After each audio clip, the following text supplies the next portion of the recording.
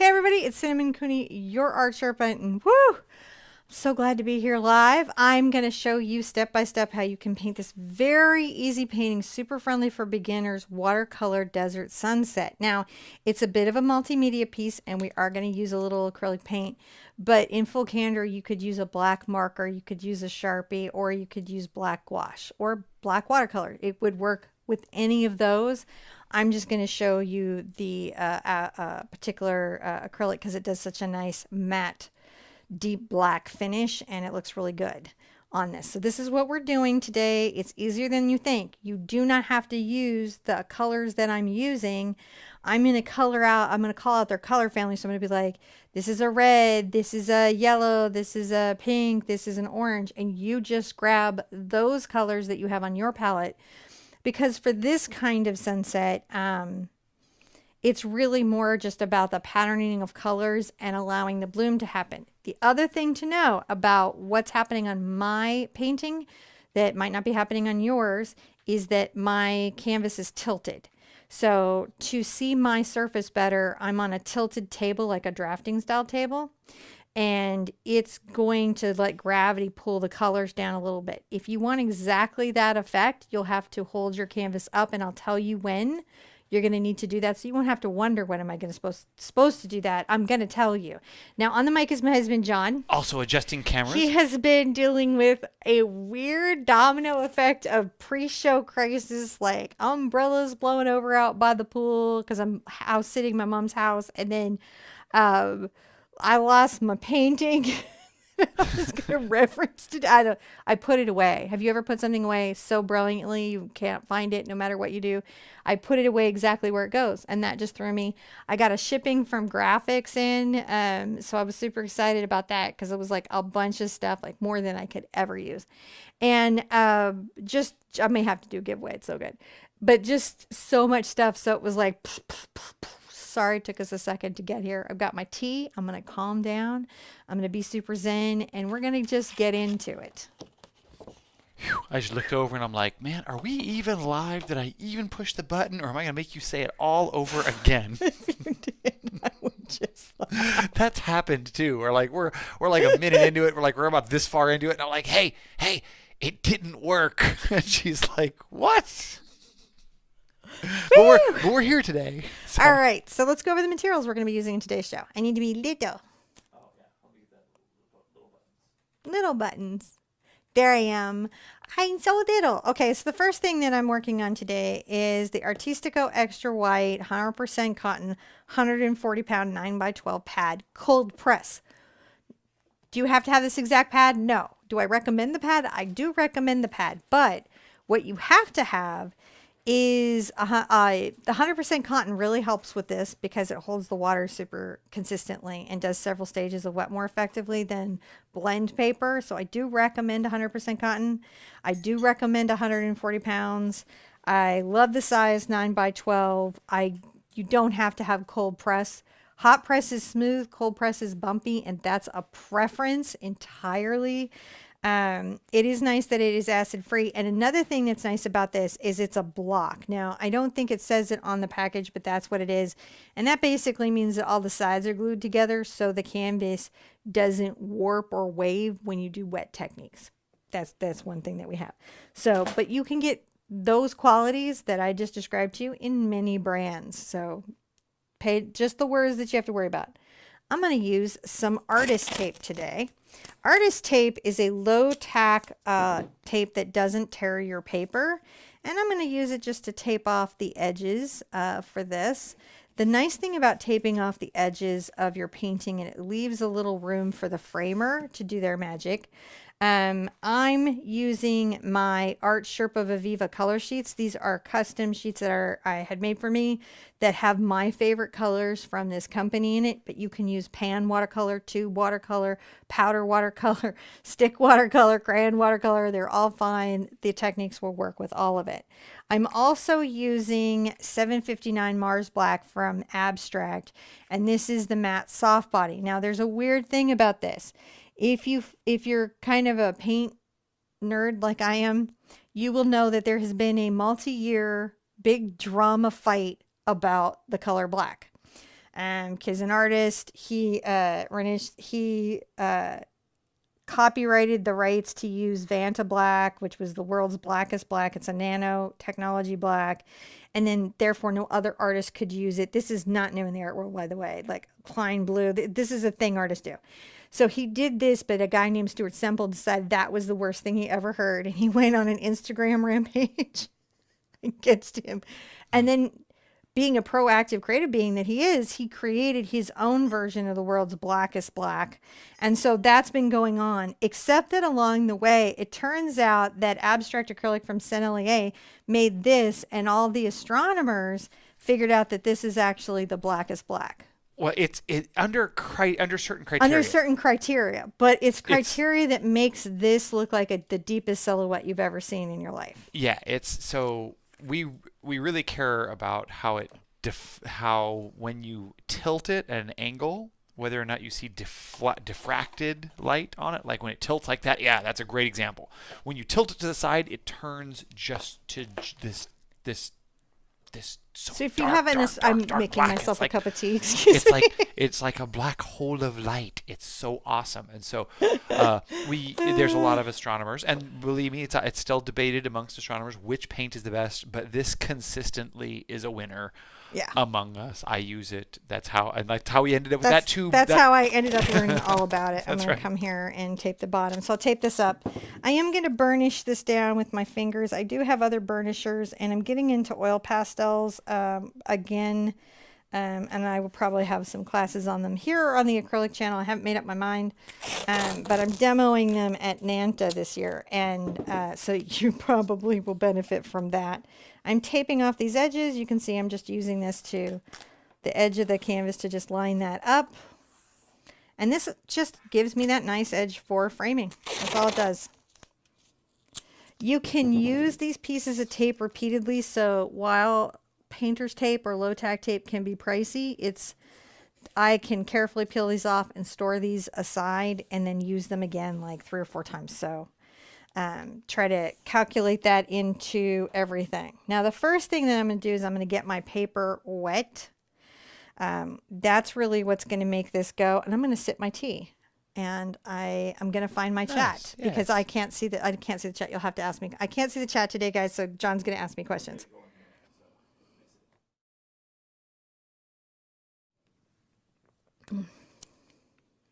Tea. I'm usually coffee, but I'm tea because we're moving to Ireland, so I got to get better at tea.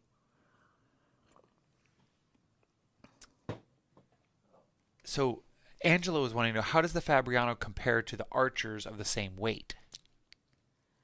Okay, so I have a controversial opinion there because I painted with both.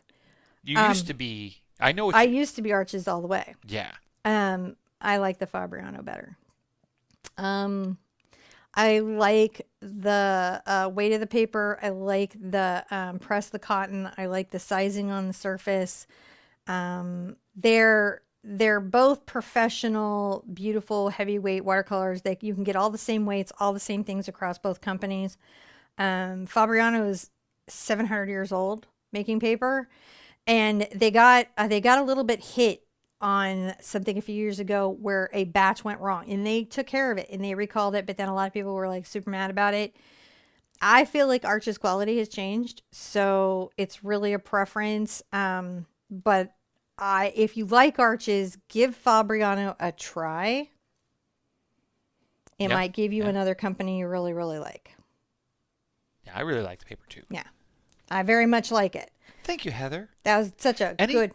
Oh, was it? Thank you, Heather. Yeah. Any tips to keep watercolor from slipping or seeping underneath the edges that have been burnished? If it's seeping, it's just not burnished. More tape. Yeah, it's just the tape, or you have to press it down more, or you might need to switch to hot press. Whenever I have that, it's just because I didn't burnish the tape down enough. Now, what I'm doing is I'm taking a big, nice wash brush, and I am making sure that my paper is well wet and not sopping. That's not what I'm doing. I'm just making sure that the cotton paper is pulling in its water. There is a thing in watercolor where it's hard to know how wet the paper needs to be. And what you're going to see here is that it's sort of shiny. See if I can capture this. Yep. But there you go. It's about that shiny. I'm going to pull out my sheets. You grab your watercolors, and I'm going to start with my yellow and a round brush. I'm going to use a number 14 Raphael round, and I'm going to get some Happy Yellow, and I'm going to loosely brush out, and you can see I'm just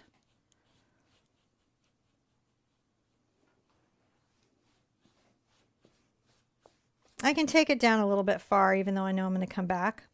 Now above that, I'm going to come in with a little bit of my Happy Orange, and I am working wet into wet. Remember, this is on a tilt. So if you're painting flat, you'll have to tilt up periodically to get that particular effect. And I just, luckily somebody had mentioned that to me. They're like, oh, you should let everyone know that tilting is a big thing. Oh, you know what I did? What? I didn't leave out my sun. Oh, you didn't exclude the sun area.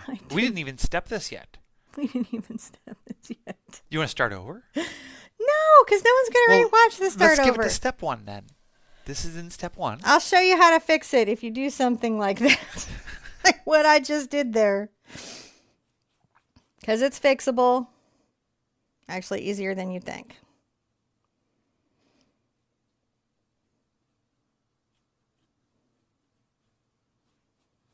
So I'm just coming up with the orange. We had a lot of chaos right before the line.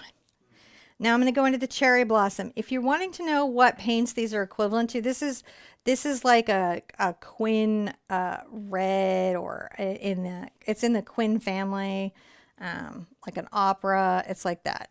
And I'm coming here. Notice that I'm very loose on these strokes, like I'm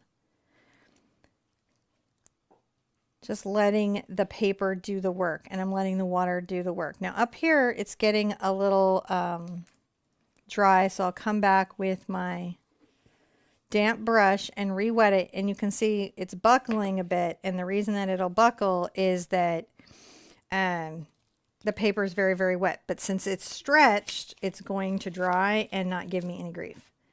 I'm going to take a little bit of my Phthalo Blue and Phthalo Green together and come right here.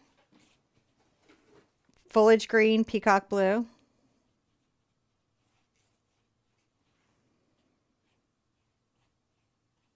I'm just making a little turquoise.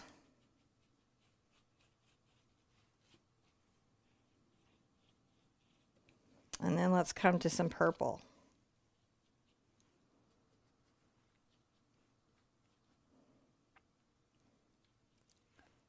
So I am pulling the brush across, and I will allow this to, notice that it goes sweeping in a curve and opens up. Yeah. Right? Sweeping in a curve and opens up. And again, I'm on a tilt, so that's pulling down. Now one thing I can do is I can come here and kind of softly inner work that. Another thing that I can do is sort of take advantage of what's happening here and like go back into my, if I allow this to get to a mid-dry where it's not completely dry, it's still a little damp, I can come back sometimes with other colors. I'm going to get into my Vivid Red.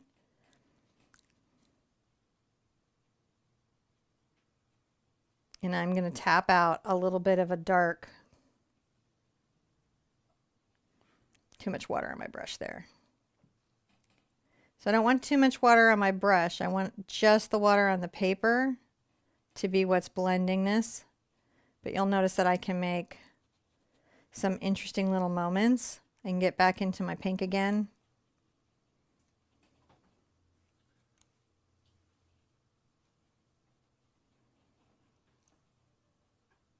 And the flow down is again about my tilt. And I may have to start putting my watercolors flat, but we have not figured out how to do that between the shows on the camera settings yet. Yeah. Because it's hard to set and reset the cameras. Now that we have these in here. So you would not have the drawdown if you were painting flat. If you are painting flat, you'll have a more even dispersed bloom. But if you're painting on an angle, like I am, you will have a drawdown bloom. But you can see I can come through on my brush and actually take advantage of that moment.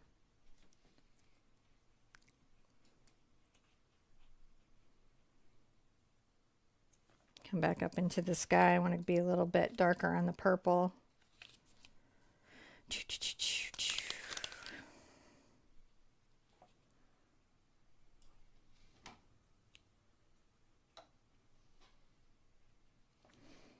I can kind of pull this down in little interesting cloud-like shapes. If I load up real tight, and again, you use your purple on your palette, whatever palette that you have, right? You're just painting wet into wet, and you're growing from a gradation of yellow to orange to reds and pinks to blues to purples. That's all you're doing. Now, will there be a Saturday live on the acrylic channel? Yes, it's probably going to be a tint tone shade class. Tint tone shade. Yeah, if I can get the prep work done for it, that's what it will be. So yes, please come by Saturday for the acrylic channel. It's part of everything. My Tuesday and Thursday and Saturday classes over on the acrylic channel, probably for the month of March, are going to be techniques and color mixing, because we're getting ready for acrylic April and we need to be ready, because I'm taking you on such a cool journey. Notice that I'm kind of working that little brush there damp, and I'm making those clouds work.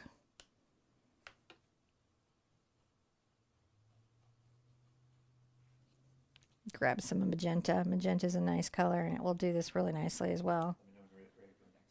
All right. So what I'm going to do is I'm going to dry this. You should let yours really essentially dry naturally, but I dropped a little purple, but it doesn't matter because we're going to have a silhouette here. So That's okay. Okay, so you should let yours dry naturally. Because we're going along in the lesson, I'm going to use a hairdryer. Don't do that. I'm going to do that though. And that's just so you can see the next technique in a slightly timely way.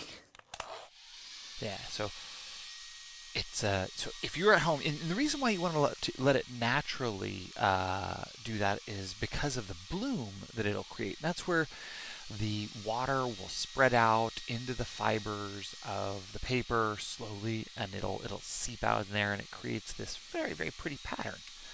And so, you know, if you let it dry naturally, you'll get that effect. It will, you know, you still get some of the effect with a hairdryer. It's just not as pronounced, so to speak. So, you know, if you want to find some resources, they're hidden in the links down below. Yay! Don't forget to like, comment, subscribe, share, do all those kinds of things. We're gonna have a store open very soon. What does that mean? That means that, like, we've got hundreds, and I mean hundreds, like we have 1,756, I think at the last count, individual products to offer in our store. All these different products. So many good things that are coming. That's sort of been preoccupying my time. So that's a fun thing we're doing. This is a fun thing you're doing? Here's the next step. Here's the next step. All right, so the next step, I am going to do sort of a distant mountain. I want to preserve some of my yellow. But I want to have that, you know, kind of desert style distant mountain. So I'm going to come here with just a dark value of orange. And I'm going to wander up and down along this little ridge and paint this down. I don't have to worry about painting it all the way down, mostly because the black's going to come over it, but I just like to have a peaking distant hill that's in atmospheric perspective, where it's a little bit orange and ready to go. But you can pull it all the way down if you want to. It's not going to hurt anything. Already it kind of gives you a bit of a landscape if you do that. Then once I start, I can't stop. But there you go. I'm going to dry this again, and then I'll show you how to fix my mistake with the sun, and then I'll make sure I show you how to do the sun mirroring technique as a bonus at the end of this lesson, because I'll never leave you not knowing. Yeah. So yeah, thank you guys. There's some very exciting stuff with the store coming up. Yeah, I see the chat going on. I will totally pass that on, Amy. And Yes, that's kind of the story is why a lot of the Sherpa team have been like super focused on on like administrative things because we've had to learn all sorts of wonderful things about electronic Woohoo! fulfillment and stuff. Oh, Amy says, Cinnamon, you may be having a day, but just know you look so pretty. Oh, do I? Oh, good. Because I'm having a day. I just, I got it into my head that I could film an acrylic April before I did the lesson today. And you did. And did. But it just created a cascade of events. The dominoes fell. Now, what did I put out? I put out white acrylic paint. This particular brand is Acrylique. It's the professional heavy body paint by the same company that I pointed out the abstract from. This is a French company. It's one of the oldest paint companies in the world. And I'm using titanium white. You could use craft paint titanium white to do this. For acrylic paint, I am not mixing up my watercolor brushes and my acrylic brushes because that would harm them. You could also do this with gouache. And I'm just going to come here and paint my sun in white. Annoying as that is. Initially, the first one I did, I left it with the white paper and was very careful. You could also probably use whiteout. Oh, yeah, probably. You know, gouache, oil pastel. I'm just getting it to the size that I want.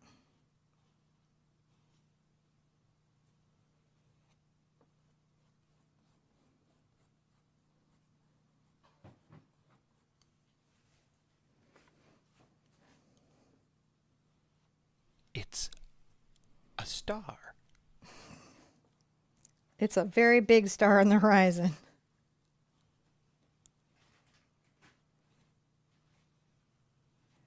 You just paint it to the size that you like. I'm going to dry it and then paint a second coat though so that my coverage is really, really good. Thorough.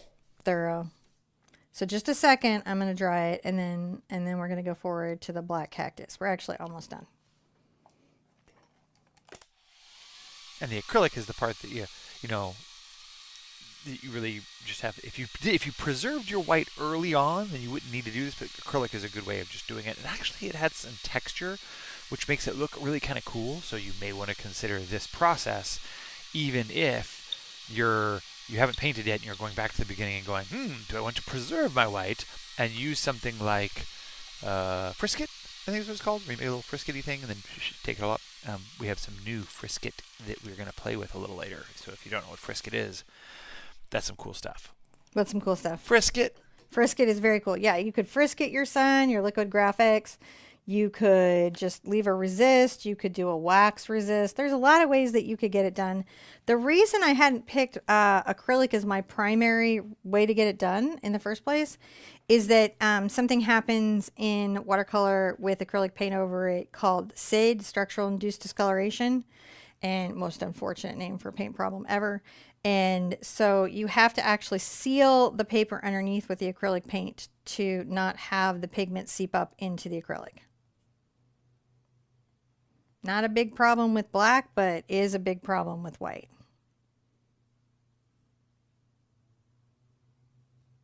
So anytime you want to use white acrylic over the watercolor, you will want to do a couple coats to seal the paper and trap the pigment underneath. Trap it. Okay, but now it's all trapped. White sun. Okay, we're going to dry that, call a step, and I'll show you how to do the cactus. Sounds pretty good. So now, yeah, the cactus stuff in the foreground is really pretty good. Now, the cool thing is that if you wanted to change up your foreground, this is the time when you can do it. Because the background part is, that provides your sort of the color and stuff. But if you wanted to do a slightly different or tell a story in your foreground, this is a really good way of being able to go in and do that.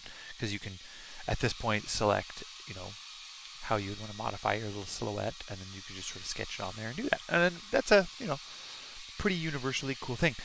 If you're going to use your own silhouette, do be careful about left to right balance, so that you, and you'll have to play with that. That's a more advanced concept of your own, where you create balance and symmetry within your work. But yeah, you can find the Traceable on our website, theartsherpa.com. You can download that, and then that'll help you so you don't have to freehand or draw it, like if you see Cinnamon doing that here just in a few minutes. She may freehand it. Yay! I'm going to put out my black paint now. Squeeze it on out. Shouldn't take much more than this. And I'll give you guys a bonus free extra class lesson in this one to just show you the original intended technique, and I'll show you a bonus thing. Just because I love you guys and I appreciate you, and I appreciate you hanging with me and giving me your time. So me too. I'm still using this particular brush is a number 10 Raphael Textura. They're just a good acrylic brush, but you could use any brush. You don't have to, if you're only occasionally using acrylic for these kinds of techniques, you can absolutely like just get a less expensive brush.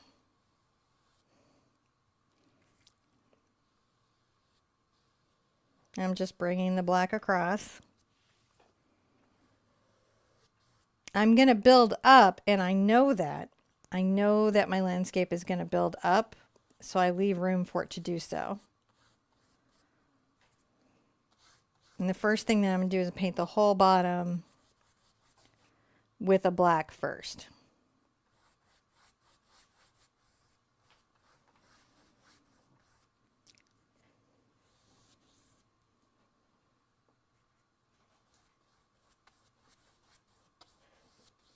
That just gives it a nice little base coat. Gives it a nice little base coat. And it will dry very, very matte. This particular one will. Now, they were asking about when you're painting the white. Yeah. Would gouache have the same, would it have the No, same gouache problem? actually sits on the watercolor without that. So the gouache won't bleed up.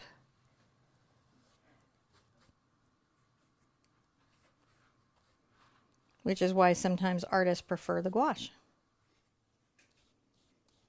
Or good ones shouldn't.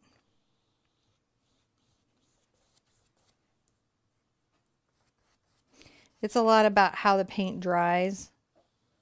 And that this is a polymer, right? And the little polymers pull up. And so there's some moisture and stuff that pulls up through the surface to the top. So once I have that, we can call that a step. And I may go ahead and dry that so I don't drag black paint all over my surface. That's and if probably I'm going to good, dry yeah. it anyways, I'm going to touch up the top of my sun again. We'll re-step this when you come back after the drying.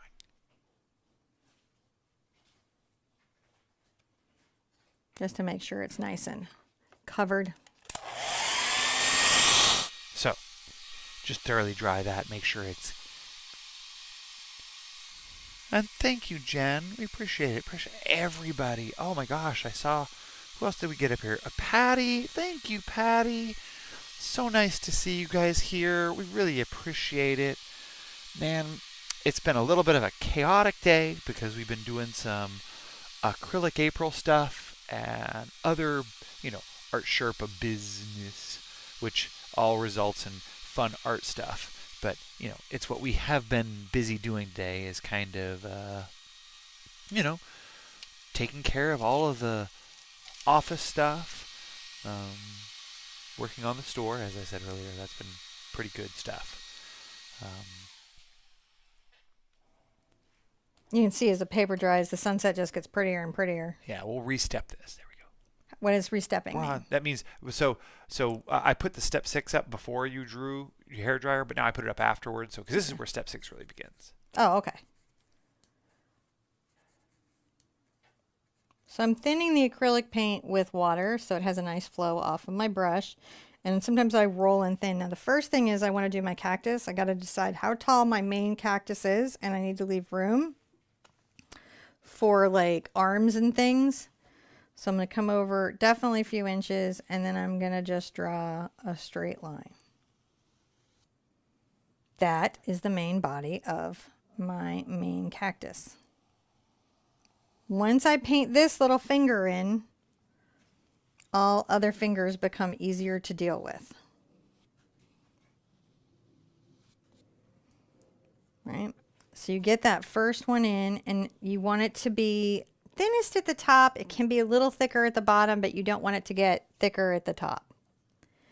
Then I'm going to come over here and slightly down from the top, I'm going to make a little joint in. This arm won't be thicker than the cactus it's attached to, so sort of tree rules apply. I'm going to come over to this side, and this one will be stepped down from the other two.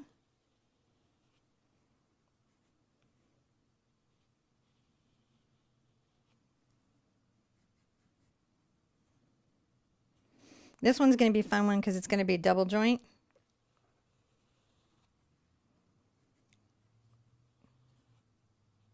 Now, a cactus this size is like really old. Yeah. They're like over 100 years old.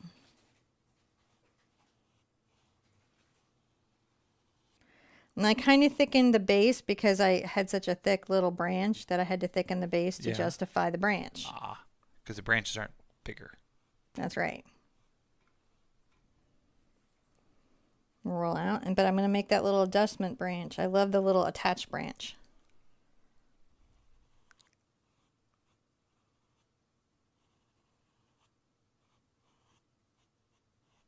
So Pax's mom was curious, like, would it not be better to mix burnt sienna and ultramarine blue for the black? No. Would not be as black of a black. That's not even necessarily chromatic black. The chromatic black is alizarin crimson and ultramarine blue. Ultramarine blue and burnt sienna makes a beautiful gray. But you would still deal with the refraction. Like it would definitely be like a refraction. Yeah, this is the ultra black paint. Yeah, any Mars black is going to give you a matte black. The one I showed you is just going to give you a super, super matte black, like super, super matte black. You can get great chromatic blacks. Lesson I just did, I was using dioxazine purple as a chromatic black because in relationship, red is black to the eye. And there are several great mixes to mix your own black. But the best one I think is the alizarin crimson and the ultramarine blue. I like this one because it has carbon. It has like a lot of carbon in it, which makes it so that it just absorbs the light and it doesn't give off any coloration, so to speak. So it's just black. All right, let's call that a step, and then I'll add other little cactusy details. Right, because we got to add cactusy details. Step 7. So now. That said, if you wanted a gray for your silhouette, because I hate to ever say anything like completely like you could absolutist. See there's no wrong answer. I mean, like it just isn't. It isn't a wrong answer, and I wouldn't want it to seem like it was because it isn't. I'm gonna make a little oval, just sitting over my sun, being a little oval, and next to it, I'm gonna attach another little oval, and a little bump is gonna attach them, a little round bump. I'm very familiar with this cactus because my horse threw me in this cactus a lot. Had a lot of time to think about the shape of this cactus and how it feels. And so, yeah, I think I was like, I don't want to ever be overly like, no, except the only things I'm like, no on is don't use glass from a picture frame as a palette. That's a no. No, not under any circumstances. Don't do it. It's super dangerous. And don't set fire to your paint. Don't heat your paint with a torch. I'm very, very adamant about that. Adding another little joint here. Because that releases potential super chemicals into the air that float in the air and get in your lungs. And who knows what they'll do. And they haven't done a lot of studies on what happens to it. But if you ask a fireman, he'll tell you you don't want to be near any plastics that have melted. And without specialized equipment, and acrylic paints are plastics. I think I'll add another little. That's my weird cactus today. Isn't it a gorgeous little prickly pear? I like that. Let's come through here and we're going to add let's add some rocks.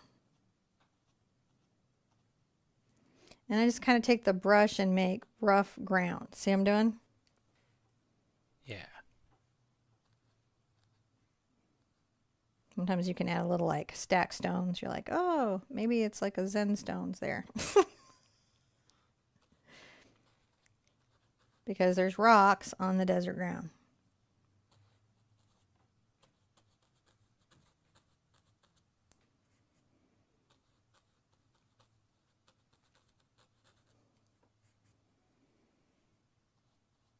If you want a video on all the blacks, I have an older one that explains all the different black pigments and then also how to make all the chromatic blacks, and most of them. And then we have a secret painting in it where we do. All right, let's make another bigger, larger prickly pear over here. So again, we'll make a little oval. Once you know how to make these, you'll be like, I'm going to make these all day. And I'm going to be like, I understand. Because it's super duper fun.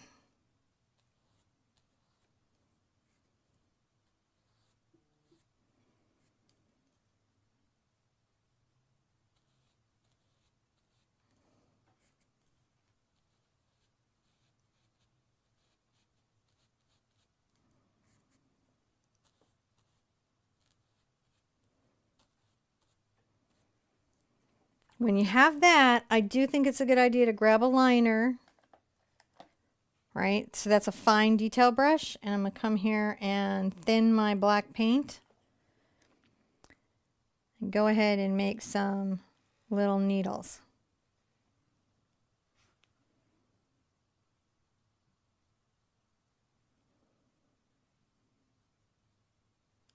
But I am serious about not using torches on your paint. Right. And I know that's demoed out there, but if you do any research on what happens when you start getting acrylic paint over 111 degrees, you're not even supposed to be near your dryer when you heat it because it off-gasses formaldehyde. It does not off-gas just generally. Just sitting in your room at normal temperatures doing normal paint things doesn't do a thing. It's very inert, very safe paint. But when you start setting fire to pigments and plastics, it gets weird, is what I would say. So you can see the little cactus needles are a really fun element of that silhouette, aren't they?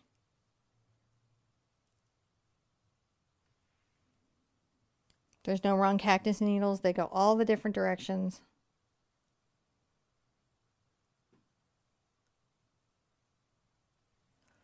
You won't be sorry that you made them. Sometimes they come out in like little 3 clusters because they're really on these little spots. But I just like loose and paint them.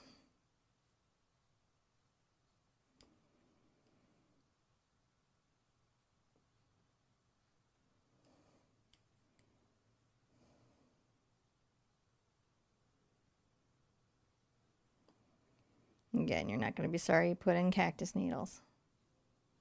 They just make the painting more interesting. Okay, let's call that a step. So that's its own little step. You guys ready? Now we're going to do the rest. Now over here, we're going to kind of start doing some grasses and some things. And what I'm going to do is I'm going to put up some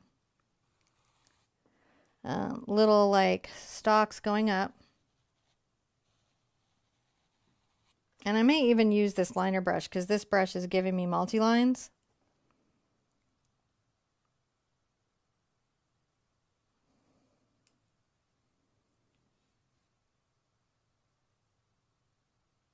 I just want stalks.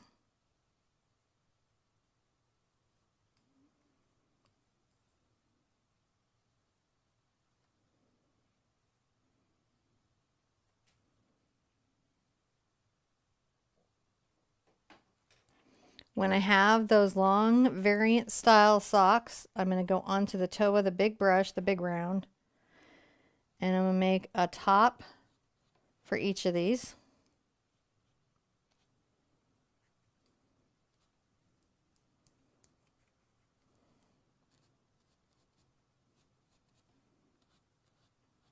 And I'm going to come in on the toe.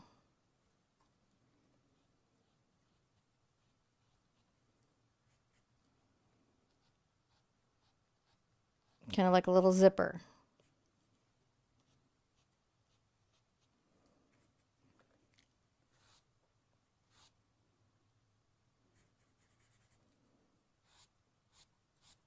And then I'm going to make little grass lines out.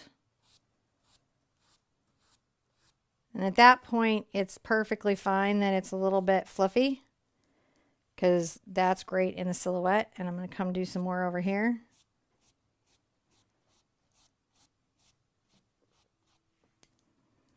And a little kind of fan. I'm going to rinse that out. I'll go ahead and get my detail brush again.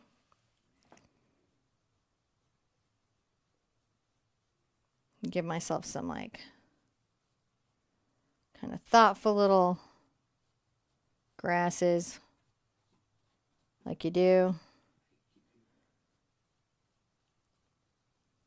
And that's all you got to do to paint that desert sunset silhouette. But I promised you a bonus so I could explain to you what I was going to do if I had not painted it with acrylic, which I'm going to give you. If John will give me a fresh cup of water, I will do that. I'll do a little demo painting for you guys to understand how that might be done. Similar technique, but with just those just need to be fresh. With just resist, because it's actually easier to keep things like your moon or a bright white area unpainted and not get water on it, not get paint on it. So I'll show you how to control the water, how to control that flow. We'll do a different scene, but similar in concept, and it'll be fun. So if you have a second pad, it's like a good time to get it. Remember, you can use markers here. Anything that you want to use for your black silhouette. Another fun thing you can do if you're a parent and you want to have fun with your kid is you get them to draw their silhouette in black crayon. And then you go, or black oil pastel, and then you do the watercolor over it. And you could, if you had a white crayon, you could do that there. And you could do the same thing using the wax as a resist. So there's a lot of fun ways to make it go. I will go ahead. I'm just going to pull this off the pad.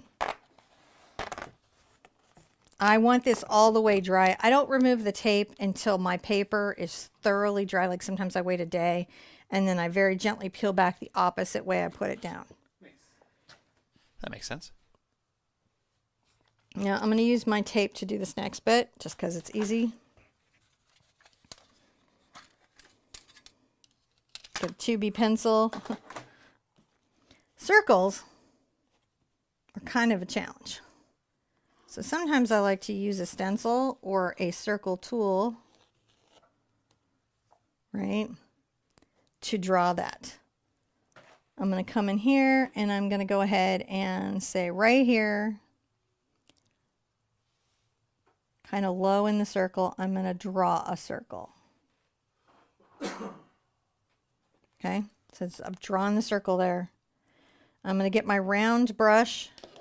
You grab whatever watercolor you have, and I'm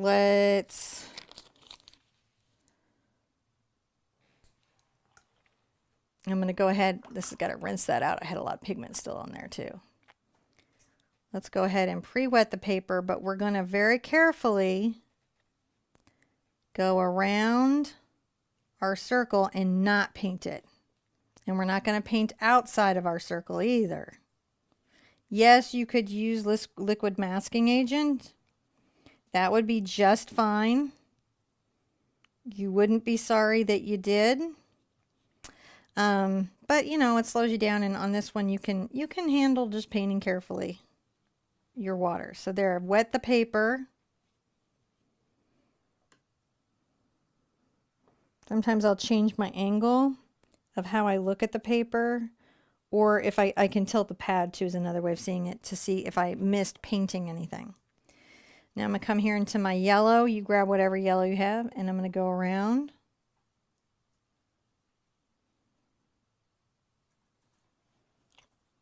that sun, and I'm going to go ahead and just brush up a bit, and I'll take this all the way down.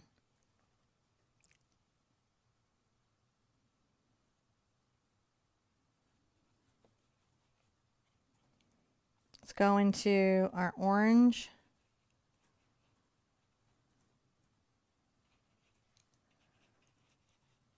And I'm going to loosely paint out a bit of the orange sun. Before that dries, I'll blend that out a bit. Now I can come back with my yellow and actually work it back into the orange, and they'll blend on the paper.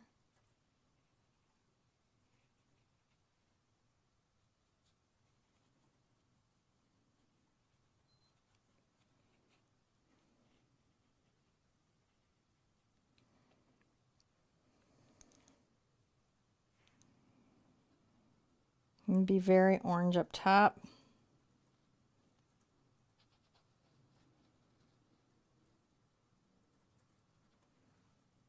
Again, remember that my pad is on a tilt, so I do have gravity that I'm having to work around that maybe you're not. John, do you have that set on the right color scheme? What do you mean? Is it seems washed out in my Oh, monitor? it may be a little bit, but you know, it's on the overhead there. It's. Let me see here if I can adjust. See if there's. Sometimes those colors are so. Okay, so I have the orange on there, and I'm going to come up now to my vivid red, and I'll just work the vivid red from the top. It's just a little dim because sometimes I have to see the lines there. Okay. We were trying to see pencil lines. Yeah. Yeah. The pencil lines are just a guide to know where to paint and to not paint.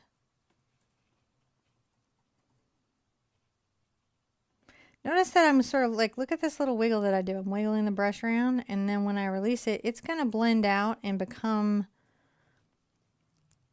like if I push up and I go down and I make kind of a general like wandering little cloud shape, the paper's wet. The cloud's going to continue to like kind of diffuse. It's a lot easier to get those clouds in, I think, on watercolor paper.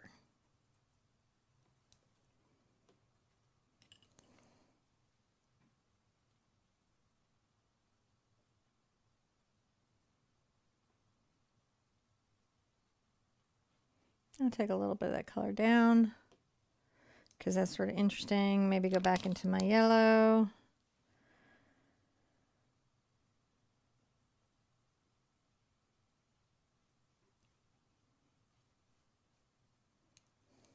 Kind of yellow around that sun. If you want to go back into your purple or magenta, and actually I think a combo of purple and magenta here, where I take a little bit of my purple and magenta. So magenta would be like your fuchsia pink, your magenta pink, and then your purple, and you would mix them together. And maybe I'll make a little bit of some dark. Sometimes in a sunset sky, what you get is you get little dark clouds. So I'm going to make little up and down little shapes. Bonus lesson. Bonus. Bonus. Because I had a weird moment at the beginning of the class. That'll happen.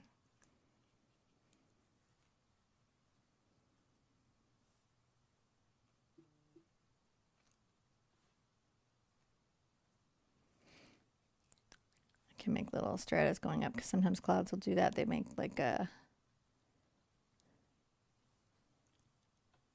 patterns. Oh, that's just lovely. Okay. So now I am going to dry this. You let yours just paper dry because the more it develops as it dries, the prettier it gets. Yeah, same as before. Just if you let it dry naturally, it'll have more of a blooming effect, and you can sort of experiment with that because different papers will have different rates of doing that, and you may like it better one way or another. Again, there's no sort of right. There's no definitive one way of doing anything in here, so you can always go about it, always about different ways. Can you say that about the crayon? I'll go back and see what some of that was questions there. Questions. Okay, and yeah, while I'm finishing this up, I'm going to grab my liner brush in my Mars Black, and I'll finish this piece up, and you guys can do like an AMA, ask me anything while I'm doing this. I'm going to just make little grass marks up.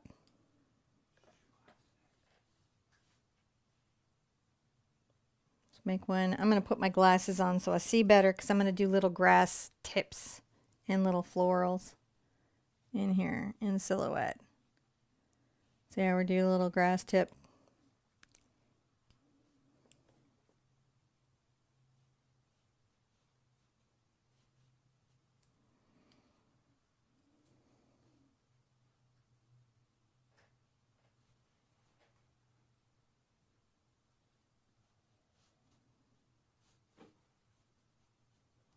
Like to make lots of little randomized grasses.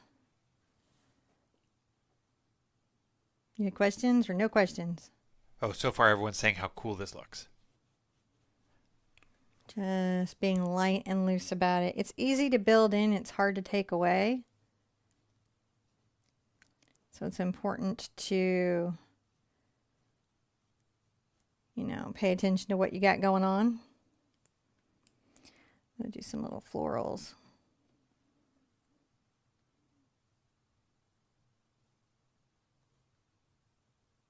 Little touch, little touch. On the little flowers, sometimes I like to do them like three petaled. Just kind of works really well to imply blooms.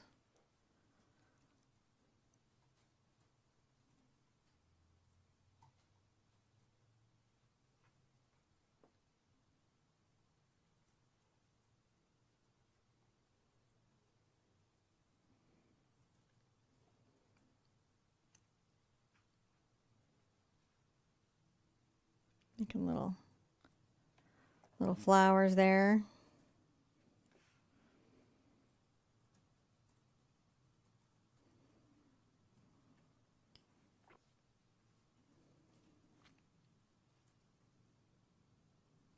You'll notice when I'm doing silhouette flowers that I'm leaving that open area in the flower.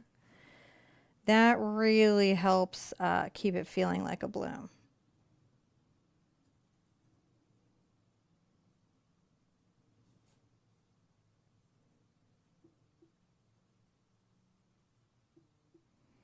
Like some little, like different little leaf scratches. Nice to have different little leaf scratches.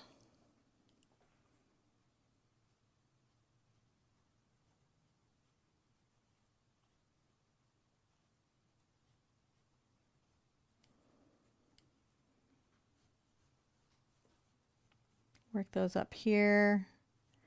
Now I can get my big brush involved, but I'm just working these little details out for right now.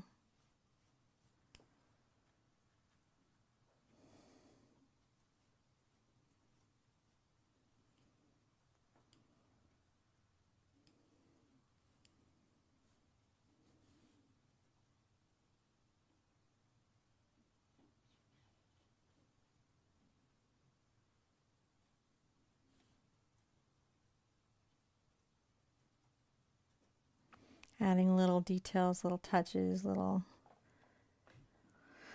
textures.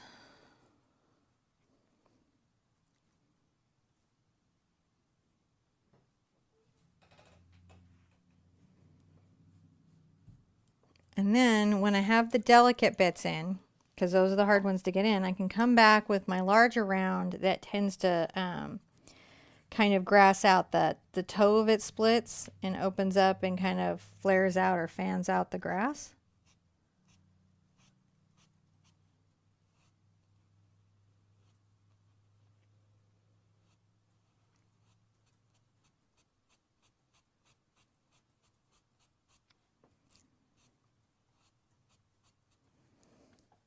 So then we can fill in that silhouette down there. So that's kind of really the original little technique that I did.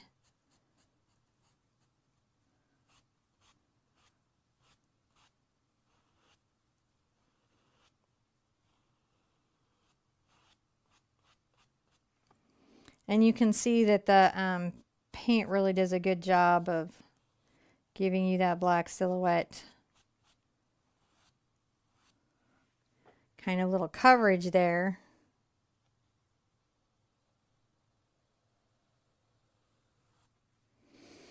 Another thing that I can do on a silhouette painting like this, if I was just feeling inclined to,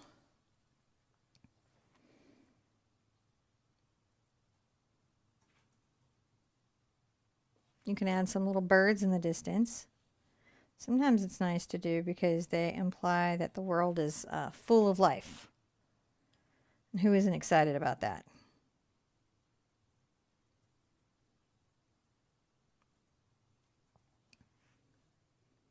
There's a little flock flying in. So that's your bonus lesson.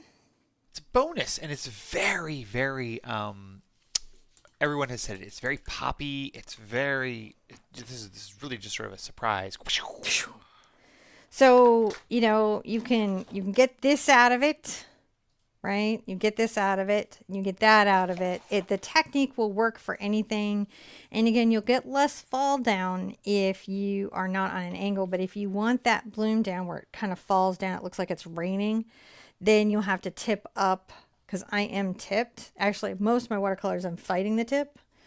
And here's what the acrylic looks like on the sun now that it's dry. So it's not bad. It's not a bad look. I just think the paper being the white is so much whiter. I actually like this sunset quite a lot.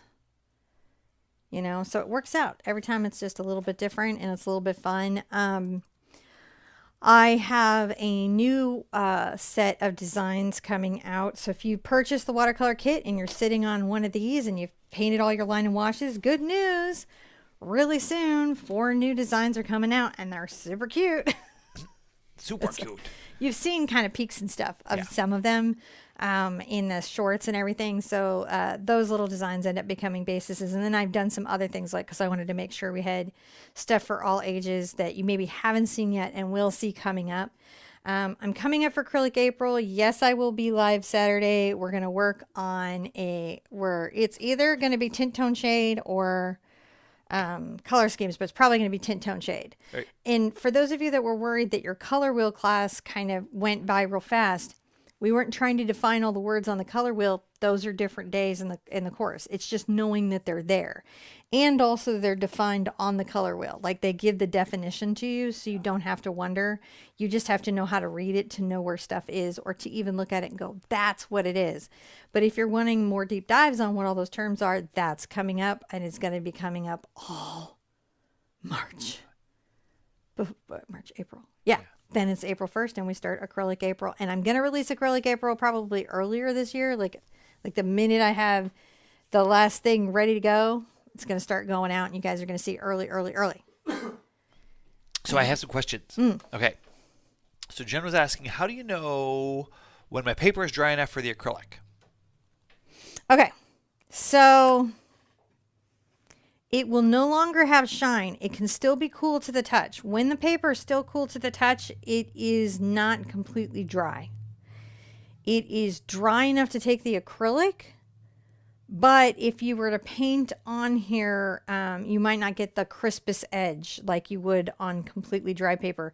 So sometimes when you feel it'll be like it's a little cool, but it doesn't feel wet, that's partially dry, and that's really good when you're doing botanicals or realism and stuff where you need different stages of diffusion. But for acrylic, as long as it's not shiny and it's not wet anymore, and there's, like, you can see that there's no sheen to the water on the paper, and when you touch it, it's not wet at all, it's just cool, that's enough to take the acrylic. But if you were trying to do a very crisp watercolor technique, you would want to wait a little bit longer till it was completely dry, bone dry. Or if you wanted a slightly diffused technique where it's not just such a crisp edge, you would want it exactly at that cool moment. And paying attention to how your paper is drying is really nice. The cotton holds the water longer, so that's really, really nice. You don't have to work quite as fast. May seem like I'm working fast, but not that fast. Okay. Guys, thank you so much for putting up with me. I know it was crazy getting started and crazy getting going, but I hope the bonus lesson made up for it. Yeah. And I want you to know I really appreciate you all. If you like this stuff, normally we have all kinds of lessons you can go check out. They're very tidy. I'm not saying that we don't chat. We always chat, but they're down to business and sequential and all of that all the time. So, check those out. Hit the subscribe button. More watercolor classes are coming up. More watercolor kit designs for the line and wash are coming up. More fun paintings like this one will be coming up. They may be recorded and dropped just because I'm got so much going on right now. And I am going to try in April to keep the watercolor classes going for those of you doing watercolor and aren't doing acrylic April. But I'm not going to do a daily watercolor painting in April because that would kill me. I get that suggestion a lot, and I so appreciate that suggestion that anyone would love me enough to be like, you go to live every day in watercolor too? And I'm like, maybe not. But I love that you're that excited about watercolor, and I love that you enjoy time with me enough to want that. So I really appreciate that. But I'm probably going to just have to keep the watercolor classes going at their regular pacing during the acrylic April mayhem. That's all the deets, right? Yeah. That's all the deets. I'm gonna stand up and stretch a little bit because I've been here a second this morning. Be good to yourselves. Be good to each other. And I want to see you at a watercolor pad real soon.